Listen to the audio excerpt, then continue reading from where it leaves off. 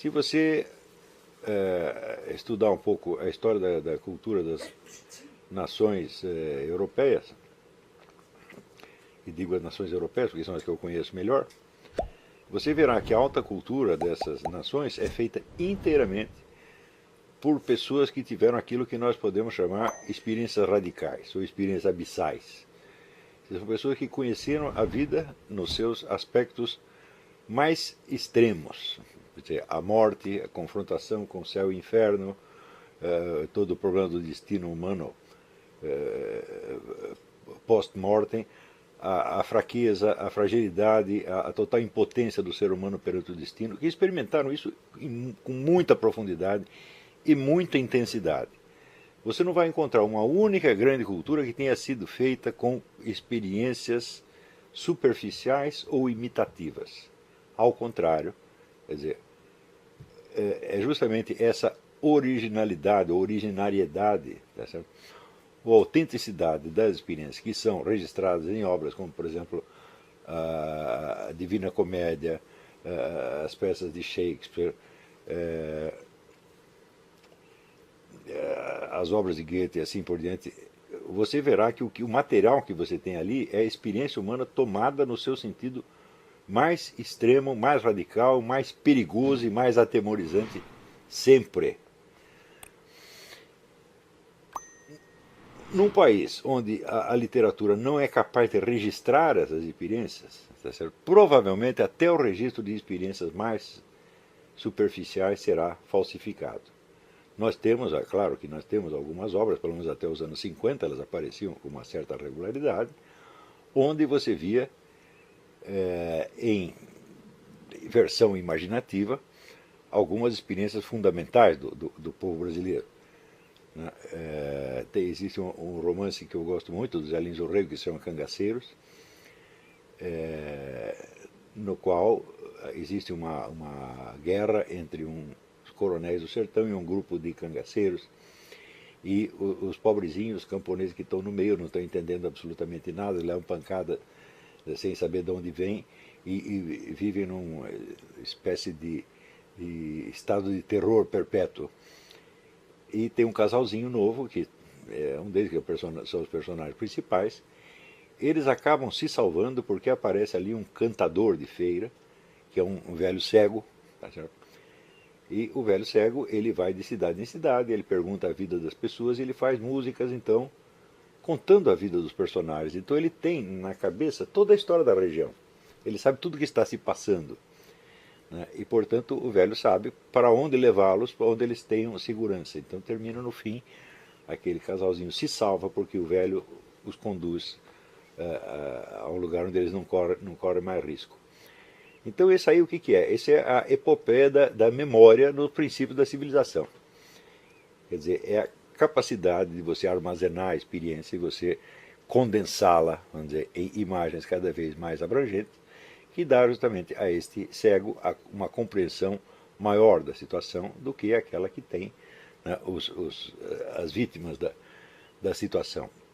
E esta é a função básica da cultura, quer dizer, é o indivíduo que sabe o que se passa, que sabe o que é a experiência humana real e que, de algum modo, a condensa. Como ele a condensa? A primeira condensação possível é, evidentemente, em símbolos artísticos. Quando você presencia uma situação qualquer, um fenômeno, um fato qualquer, que você não chega a entender intelectualmente, o que você faz? Você conta esse fato. Você não precisa entender para contar, basta você registrá-lo e ser capaz de sintetizá-lo em imagens. Então você chega em casa e olha, eu vi isto, mais isto, mais isto, mais isto, mais isto. Sem esta primeira síntese imaginativa, não há nenhum trabalho intelectual possível. O que significa que num país onde você não tem uma vasta literatura, as ciências sociais, as ciências políticas, as ciências humanas, é tudo palhaçada. Né? Por quê? Vão simplesmente usar conceitos científicos já prontos, estereotipados, de um lado, e a realidade bruta dos fatos do outro. Eles não têm aquela síntese intermediária, então não conseguem pensar simplesmente. Então o que você vai ver são só estereótipos onde não há um discernimento efetivo das situações. Ora, todos nós sabemos, e eu já tenho assinalado muitas vezes em artigos, em aulas, etc., que a literatura brasileira desapareceu. Agora nós vemos alguns sinais, sobretudo na poesia. Eu vou contar para vocês, eu não li ainda um único romance que preste. O pessoal vive me mandando romance, eu nem vou citar o nome, não tem nenhum que preste. Por quê? Os indivíduos não são capazes, não têm linguagem suficiente para registrar a sua experiência real, nem mesmo no seu aspecto mais superficial, que seria puramente sociológico.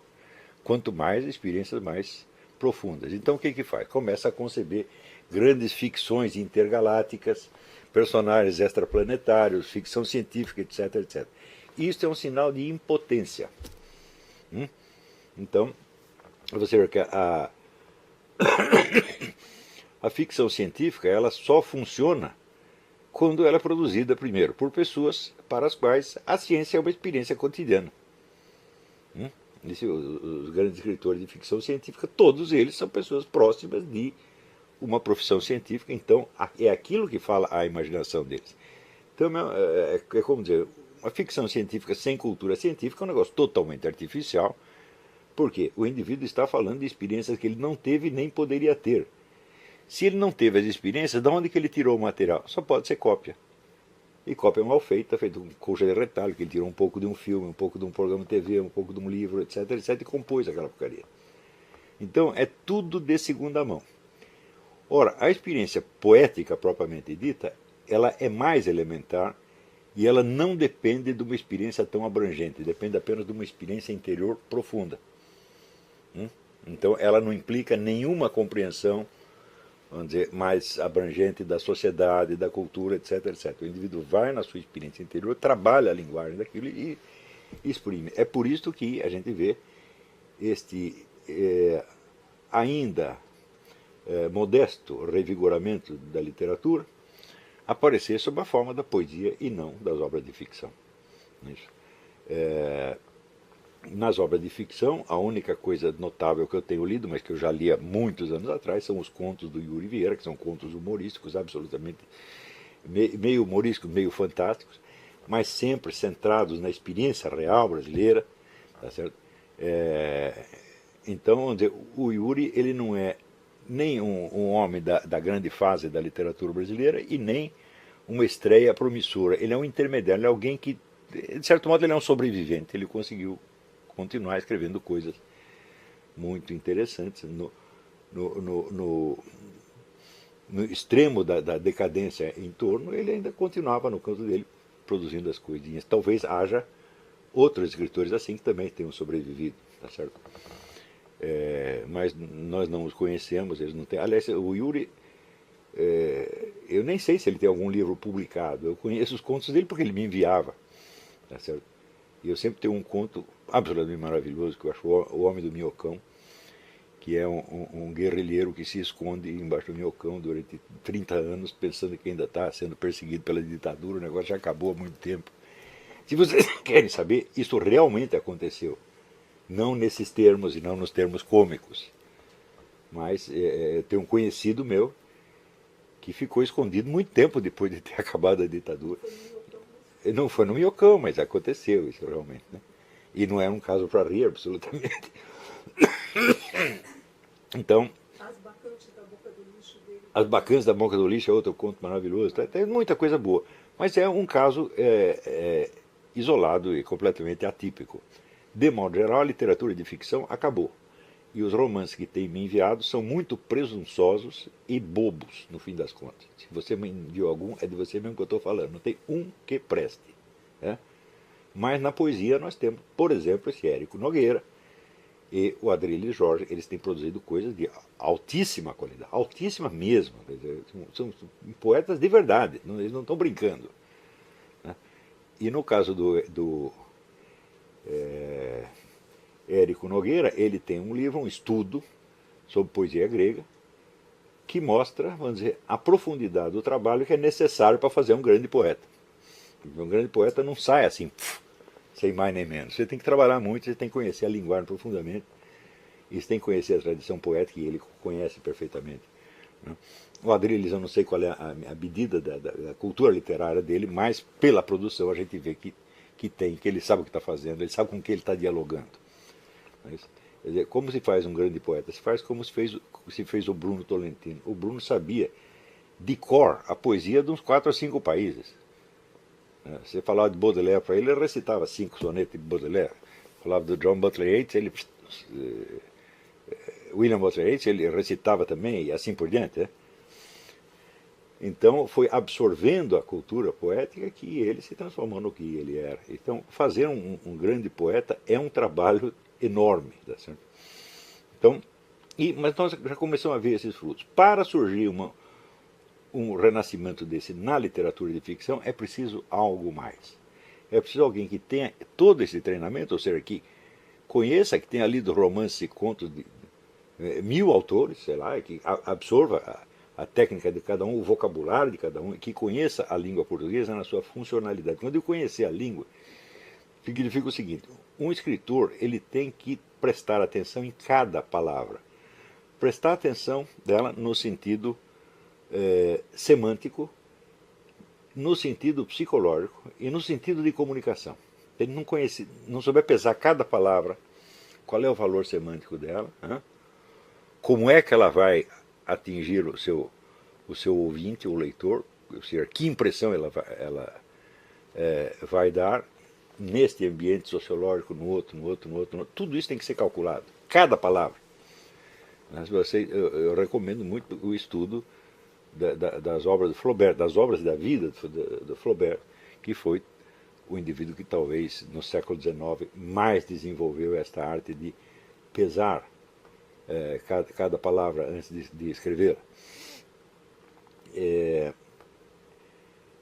Então, para surgir um renascimento na ficção, é preciso primeiro esse domínio técnico, domínio histórico e técnico da literatura.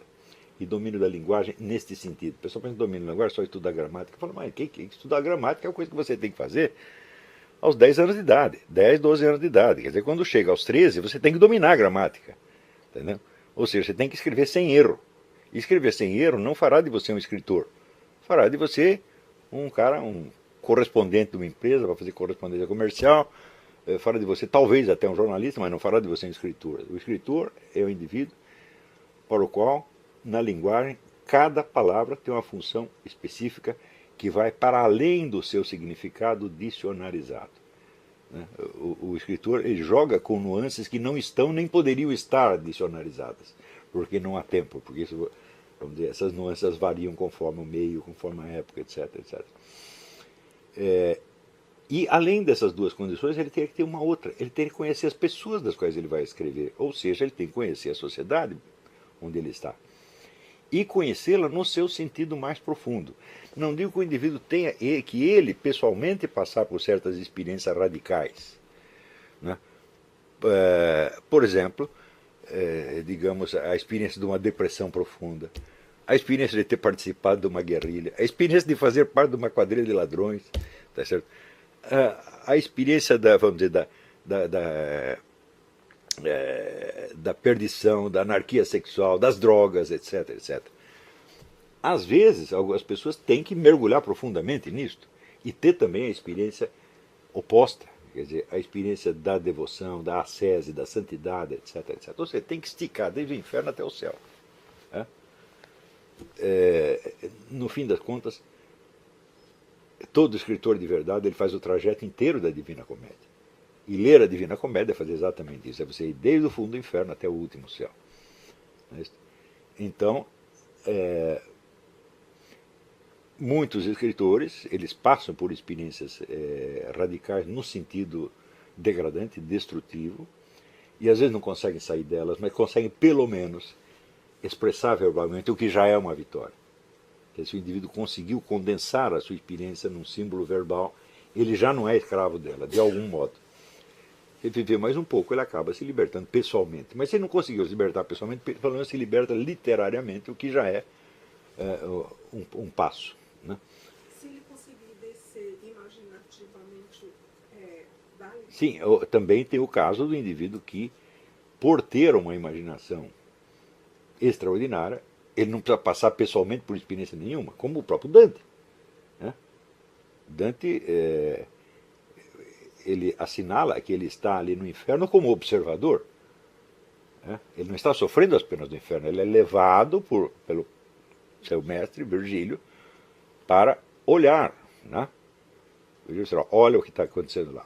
Quer dizer, a experiência do Dante é puramente visual, o que significa que ela foi vivida inteiramente em imaginação, sem a contrapartida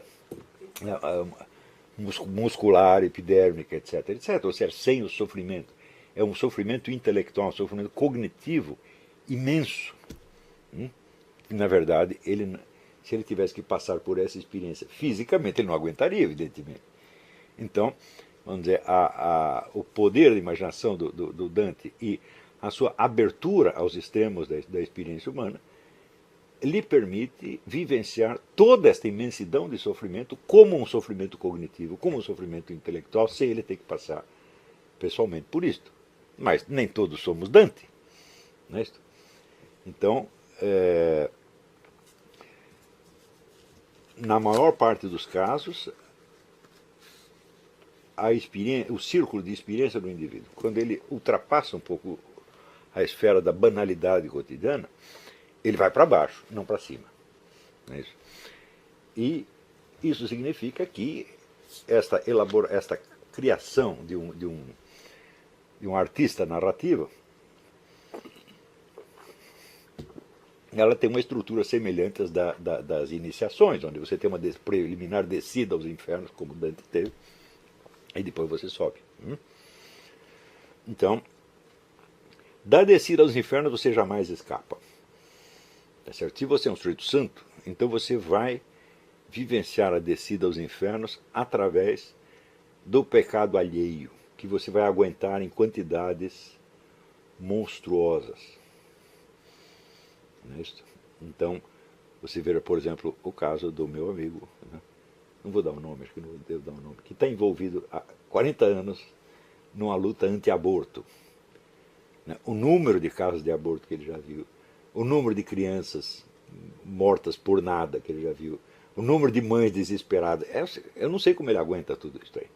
Então, ele não está fazendo aborto nenhum, ele não tem culpa nenhuma daquilo, mas ele carrega esse peso, e por isso ele conhece essa dimensão da existência. Você pode conhecer essa dimensão mais infernal da existência permanecendo inocente e simplesmente sofrendo o impacto dela. Você pode ser vítima, tá certo? Então você pode sofrer a perseguição, sofrer a violência, sofrer a humilhação sem ter culpa nenhuma, mas você está conhecendo o mal de perto.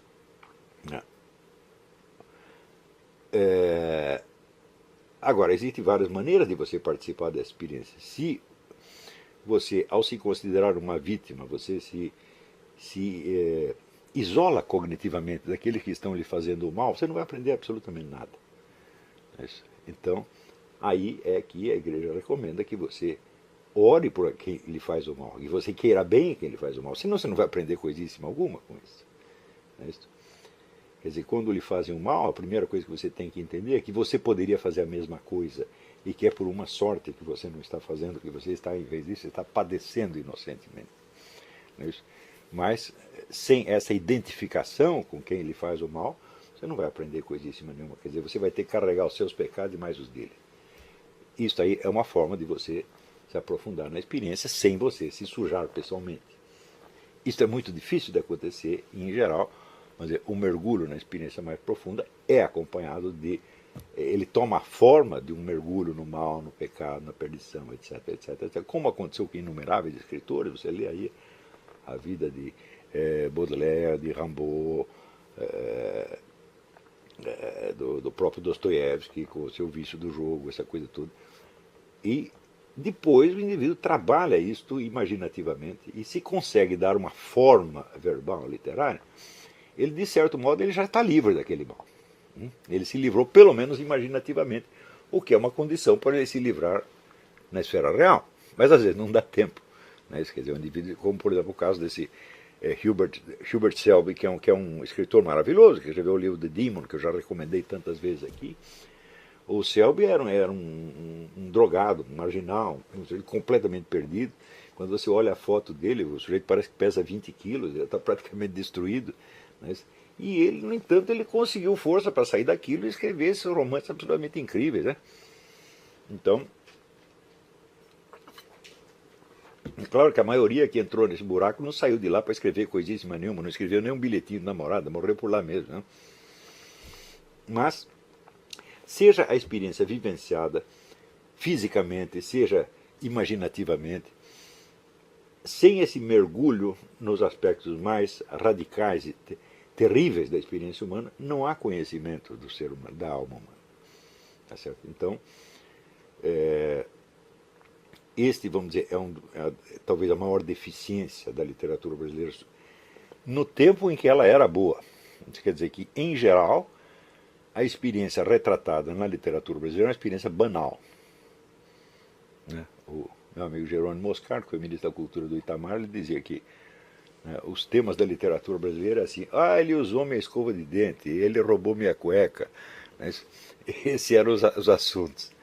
Então, se você vai ver, em geral, é a experiência banal vivida por pessoas banais. Porém, esta banalidade tem um peso, essa banalidade tem uma força deprimente. E aquele que sofre o impacto desta banalidade pode transcendê-la, transformando-a em obra de arte, como é o caso do Machado de Assis. Machado de Assis, a vida inteira dele, ele só viu pessoas neste meio, medíocre, limitado, etc, etc. E, vamos dizer, aquela mediocridade, aquela banalidade pesava muito para ele. Quer dizer, ele sofria isso e ele absorvia o impacto da banalidade circundante e via que essa banalidade tinha um aspecto moral e metafísico que transcendia a própria compreensão das pessoas envolvidas. Não é isso? Então, algumas vezes ele caricatura isso aí, mas caricatura a banalidade com traços tão imensamente cruéis, onde você vê que por trás da banalidade está a presença do diabo. Quer dizer, o diabo é um grande banalizador. Não é isso? Banalizador e, portanto, dessensibilizador. Né? A história do sujeito que está lá fazendo experiência, queimando as patas do rato na vela, só para ele observar. Você diz, opa, é um cara banal, um sujeito medíocre, mas tem um traço diabólico ali no fundo dele. Né? Quer dizer, o Machado de Assis não vai descrever, por exemplo, um morticínio, uma cena de tortura, um estupro, nada assim. Ele mostra, quer dizer, a monstruosidade com o sofrimento de um rato. Né? Então você vê, o mundo que ele está tratando é pequeno, mas ele, por trás desse mundo pequeno, ele vê a profundidade do mal. Não por coincidência, ele próprio levava uma vida rotineira e medíocre, onde ninguém sabia o que estava se passando na cabeça dele. Mas o homem estava evidentemente observando essas coisas todas, estava impressionadíssimo, tá certo? E chegou a tal ponto de depressão, de ver o que nós podemos chamar até a banalidade do mal, para usar a expressão da Hannah Arendt, né? Que por volta dos 40 anos ele tem uma crise e para de escrever aquelas coisinhas cor-de-rosa que ele escreveu no começo e começa a falar deste outro mundo, que eu não digo que ele tinha descoberto naquele instante, mas que ele já vinha vendo e que aquilo vai aos poucos pesando na alma dele até chega uma hora que ele se transmuta, por assim dizer, num novo autor, e a partir das memórias póstumas de Brás Cubas, ele se destaca de tal maneira dos escritores seus contemporâneos que não tem como comparação, não tem. É assim, eles estão aqui, a literatura de média está aqui, o Machado está aqui. Ele foi, vamos dizer, o nosso primeiro escritor de envergadura, de valor universal e de interesse universal. Então, este é um caso onde a experiência é vivida de maneira puramente interior e até de maneira secreta ou discreta. Né? E tudo isso pode acontecer. Quer dizer, você tem a experiência imaginativa, você tem a experiência física, você tem a experiência corporal, até a experiência do sofrimento corporal, que isso foi tão importante ao longo da história da literatura. O que não pode é você fechar a sua imaginação no círculo da banalidade. Quer dizer, se o seu meio social é banal, tá certo? Você não pode, ou não deve, fugir de perceber o aspecto demoníaco por trás da banalidade, como fez o Machado de Assis. Para isso significa que, em vez de fugir dessa banalidade, você vai ter que contemplá-la e sofrer por ela.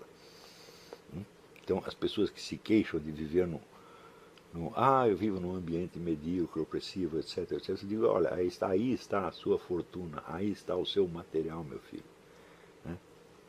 Você tem que pegar isso na mão, né?